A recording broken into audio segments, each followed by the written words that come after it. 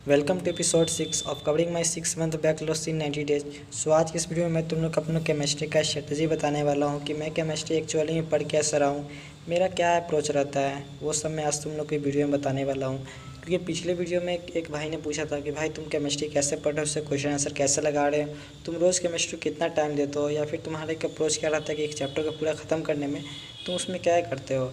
यानी चैप्टर ख़त्म कर लिया पीवाईक्यू करते हो, नहीं करते हो, उसके बाद रिवाइज करते हो, या फिर रिवाइजन करते भी हो तो कब कब करते हो और कैसे करते हो। आज इस वीडियो में तुम लोग को ये सारा पॉइंट कवर करने वाला हूँ। यानी कि मैं तुम लोग का सारा बात बताऊँगा कि मैं केमिस्ट्री कहाँ पढ़ रहा हूँ, कैसे पढ़ रहा हूँ, सब कुछ बताऊँगा। जो भी आप लोग का डाउट है तो तुम लोग वीडियो एंड तक पूरा देखना। और चलो शुरू करते हैं अपना पॉइंट नंबर 1 से। ये है कि मैं केमिस्ट्री को कंप्लीट करने के लिए क्या क्या सिस्टम फॉलो करता हूँ। फर्स्ट ऑफ ऑल मैं तुम लोग को ये बताने वाला हूँ कि एग्जाम्पल में कि जैसे मान लो कि ये हम लोग का सॉल्यूशन चैप्टर है, जो कि फर्स्ट यानी कि पार्ट 2 का ये बुक है। पार्ट 1 में था सॉल्यूशन चैप्टर, तो उसके मैं क्या करता हूँ, पहले मैं उसके क्लास नोट्स को रिवाइज करता हूँ।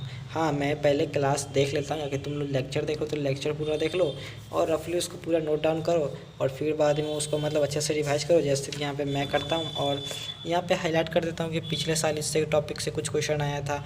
डिफिनीशन याद करने में मुझे काम आता है। और उसके बाद तुम लोग ये भी कर सकते हो कि डिटेल हो गया या फिर तुम लोग को ये समझ में नहीं आता है तो एक और शॉर्ट नोट्स बना लो, जिसमें तुम लोग का एग्जांपल मैं सोल्यूशन का दे रहा हूँ ना, तुम लोग सोल्यूशन का एक और नोट्स बना लो, शॉर्ट नोट्स, और उसको तुम लोग टाइम टू टाइम रिवाइज करो।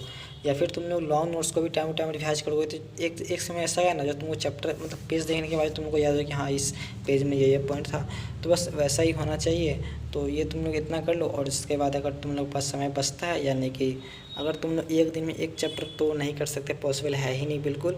हाँ, तुम एक दिन में एक चैप्टर का लेक्चर जरूर देख सकते हो, बट लेक्चर देखने का ये मतलब नहीं कि तुम लोग का एक चैप्टर ख़त्म हो गया, बल्कि उसको तुम लोग को रिवीजन करना है और उसके पीवाईक्यू करना है, डेट्स इट। यानी कि 3 स्टेप करोगे तो तुम लोग का एक चैप्टर ख़त्म हो जाएगा। हाँ, मैं ऐसे ही कर रहा हूँ, यानी कि पहले मैं क्लास में ये पढ़ ले रहा हूँ, उसके बाद इसका रिवीजन कर रहा हूँ क्लास में, उसका पीवाईक्यू लगा दे रहा हूँ। ऑनलाइन तुम लोग ला सकते हो, देखिए ऑनलाइन सर क्या क्वेश्चन करवा रहे हैं, मेरे नोट्स में वो क्वेश्चन प्रॉपरली है या नहीं है, तुम लोग ऐसे चेक कर सकते हो। या फिर अगर तुम लोग का लेक्चर में कुछ और यानी कि सिलेबस में वो चीज़ है पर तुम्हारे नोट्स में तुम्हारा मिसिंग है, तब तुम लोग वहीं पे या फिर लास्ट पेज में उसको ऐड कर सकते हो। तो तुम लोग देख सकते हो मैंने इसको रिवीजन अच्छी तरह किया है। सॉल्यूशन का फर्स्ट चैप्टर है जो केमिस्ट्री का हम लोग का, वो मैंने अच्छे से पढ़ा है। सैचुरेटेड सोल्यूशन, अनसैचुरेटेड सोल्यूशन, इसका पूरा डिफिनीशन वगैरह सब कुछ है मेरे पास। बाकी बस बहुत ज़्यादा लंबा नोट्स है, पर फिर भी मैं इसको रिवीजन करते करते छोटा कर ही दिया हूँ बस। यानी कि इतना चैप्टर, इतना पेज में हम लोग का ये चैप्टर कंप्लीट है। तो अप्रोच मेरा यही रहता है एकदम सिंपल सा, कि चैप्टर को बस पढ़ लिए, उसका नोट्स बना लिए, फिर रिवीजन कर लिए और पीवाईक्यू देख लिए, लगा लिए, डेट्स इट। फिर अगर तुम लोग के कोचिंग में टेस्ट हो रहा है तो टेस्ट के लिए भी रिवीजन कर लोगे तो तुम लोग को अच्छा ही होगा। बस इतना ही करना है पार्ट 1 में। पॉइंट नंबर 2 मैं तुम लोग को ये बताने वाला हूँ कि तुम लोग अपने चैप्टर को एक जैसा ट्रीट बिल्कुल भी मत करना। जैसे कि तुम लोग देख सकते हो या फिर तुम लोग अभी तक पता चल ही गया होगा कि केमिस्ट्री में हम लोग का 3 पार्ट में डिवाइड होता है। पहला होता है फिजिकल, इनऑर्गेनिक और ऑर्गेनिक केमिस्ट्री। तो फिजिकल में हम लोग का शुरू के ये 3 चैप्टर हैं और उसके बाद 2 चैप्टर इनऑर्गेनिक के हैं। हाँ, बिहार बोर्ड में जो है ना, हम लोग का एक एक्स्ट्रा चैप्टर है सॉलिड स्टेट वाला, जो कि एनसीईआरटी में नहीं दिया गया, बट वो हम लोग को पढ़ना है। तो हम लोग को पढ़ना है तो आगे पढ़ा जाएगा। बाकी पहले एनसीईआरटी को थ्रोली कंप्लीट कर लेते हैं, उसके बाद बस एक चैप्टर बचेगा, तो मैं वो एक चैप्टर लास्ट में या फिर बीच में कभी टाइम बचा के तब उसको कंप्लीट करूँगा, क्योंकि उससे भी क्वेश्चन आते हैं ओबियसली। हाँ, तो मैं अब ये कह रहा था कि तुम लोग का जो 3 पार्ट हो गया है तो तीनों को अलग अलग तरह से पढ़ना है। जैसे कि देखो फिजिकल है, तो मैं यहाँ पे पहले क्या किया हूँ कि एक फिजिकल का चैप्टर है सेकेंड, जो कि है इलेक्ट्रोकेमिस्ट्री। उसका मैंने यहाँ पे एक फार्मूला शीट बनाया कि उस चैप्टर में क्या क्या है, रेजिस्टेंस का रो एल बाई ये है, जो फिजिक्स में भी था, बट इसको मैंने लाइन बाई लाइन यहाँ पे सारा उतार लिया, जो फार्मूला मुझे वो काम आएगा। ये सेम फिजिक्स की तरह ही होता है, बस उसमें थोड़ा डिफिनीसन रहता है और बस वही न्यूमेरिकल वगैरह रहेगा, डेट शीट उतना ही रहता है। सेम फिजिक्स तरह तुम लोग उसको पढ़ सकते हो फिजिकल केमिस्ट्री को, बट प्रॉपर फिजिक्स की तरह नहीं, थोड़ा सा अलग होता है। बस तुम लोग पढ़ोगे तुम लोग को आइडिया हो जाएगा। और रहा बात इनऑर्गेनिक का, जो ये दोनों चैप्टर है, तो इसका तुम लोग क्या कर सकते हो, इसके तुम लोग शॉर्ट नोट्स बना सकते हो।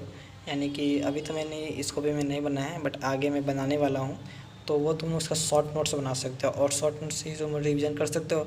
हाँ, बट इसके थोड़े क्वेश्चन प्रैक्टिस तुम लोग थोड़ा ज़्यादा कर लेना बाकी सबसे, क्योंकि इसमें होता है लोन पे रहता है, ये रहता है, वो रहता है, तो उसमें तुम लोग को थोड़ा कन्फ्यूजिंग होगा, बट हो गया दैट्स इट। तुम लोग उतना भी ज़्यादा उसमें नहीं करना रहेगा, बस कम में ही तुम लोग काम हो जाएगा।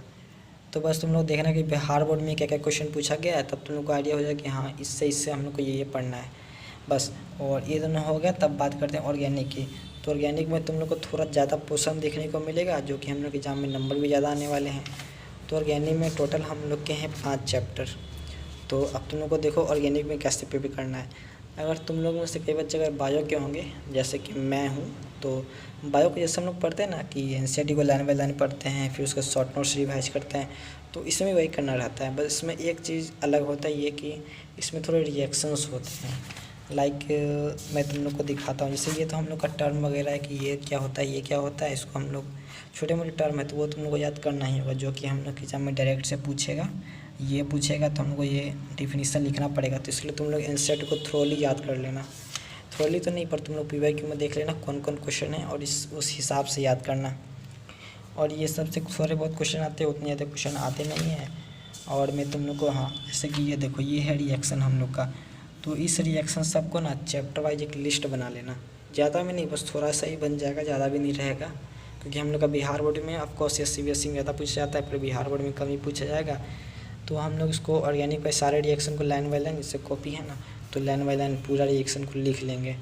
अभी मैं तुम लोग को दिखा भी देता हूँ कि मैं कैसे लिखना है रिएक्शन सबको।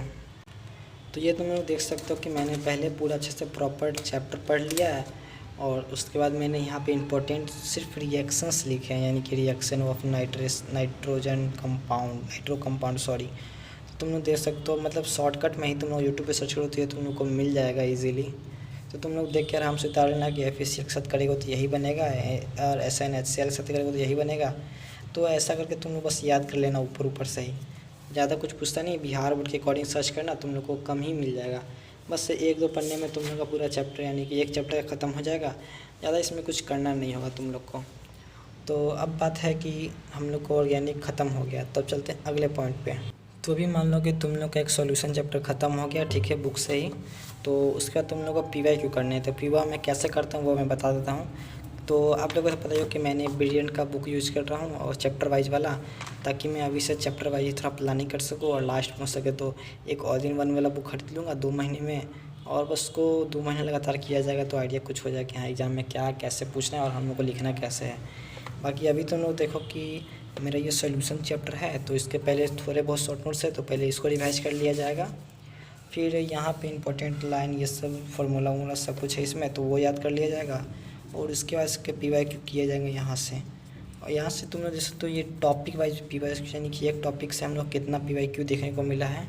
और आई एम सॉरी गाइस कि थोड़ा लाइन कट गया है, तो फ्लैश लाइट से ही काम चलाना पड़ रहा है हम लोग को। बाकी अभी तुम लोग देख सकते हो कि थोड़ा ब्राइटनेस वगैरह ठीक हो गया है, तो अभी तो लाइन कट गया। खैर अभी तुम लोग को मैं कंप्लीट करके बता ही देता हूँ। तो ये तुम लोग देख सकते हो कि टॉपिक वाइज सब कुछ अलग नहीं है उतना भी कुछ। और एक टॉपिक ख़त्म हो गया तो दूसरा टॉपिक यहाँ से स्टार्ट है, और उसके कुछ इम्पोर्टेंट पॉइंट्स सब, और उसके बाद फिर यहाँ से स्टार्ट है। तुम लोग देख सकते हो कैसे, और लास्ट में तुम लोग को इसका आंसर देखने को मिल ही जाएगा। जैसे कि मैं तुम लोग को एक आंसर दिखा देता हूँ। हाँ, तो यहाँ पे इसका आंसर दिया हुआ है 2.1 का आंसर यहाँ से, फिर 2.2 का आंसर यहाँ से। तो तुम लोग देख सकते हो प्रॉपर क्वेश्चन से सब कुछ मिला है। तो मैं यहीं से प्रिपेयर कर लेता हूँ। अगर चैप्टर कंप्लीट हो जाता है चैप्टर, तब मैं यहाँ से प्रिपेयर कर लेता हूँ रिविजन करने के बाद। आई होप गाइस आप लोग को ये वीडियो अच्छी लगी होगी और इन्फॉर्मेटिव लगी होगी। तो आज के लिए इतना ही है, बाकी मिलते हैं एपिसोड 8 में।